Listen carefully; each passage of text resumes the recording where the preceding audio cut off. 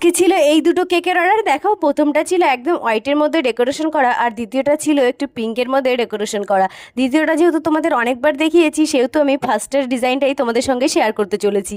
তো দেখো প্লিজ তোমরা পুরো ভিডিওটা দেখো, স্কিপ করে যেও না কিন্তু।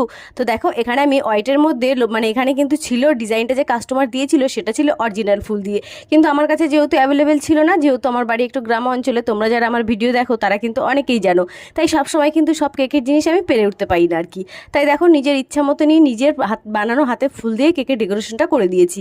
কাস্টমার পেয়ে বেশ খুশিও হয়েছে, তাতে তো আমারও মনটা খুশি হয়ে গেছে। আর প্লিজ তোমরা দেখার পর জানিও কেকের ডেকোরেশনটা কতটা ভালো লাগলো, আর ছোট্ট একটা লাইক করে দিও, আর প্লিজ সাবস্ক্রাইব করে সাথে থেকো। এখনকার মতো এই পর্যন্তই, তোমরা সবাই ভালো থেকো। রাধে রাধে বন্ধু। কি ছিল এই দুটো কেকের অর্ডার দেখো। প্রথমটা ছিল একদম হোয়াইটের মধ্যে ডেকোরেশন করা, আর দ্বিতীয়টা ছিল একটু পিঙ্কের মধ্যে ডেকোরেশন করা। দ্বিতীয়টা যেহেতু তোমাদের অনেকবার দেখিয়েছি, সেহেতু আমি ফার্স্টের ডিজাইনটাই তোমাদের সঙ্গে শেয়ার করতে চলেছি। তো দেখো প্লিজ তোমরা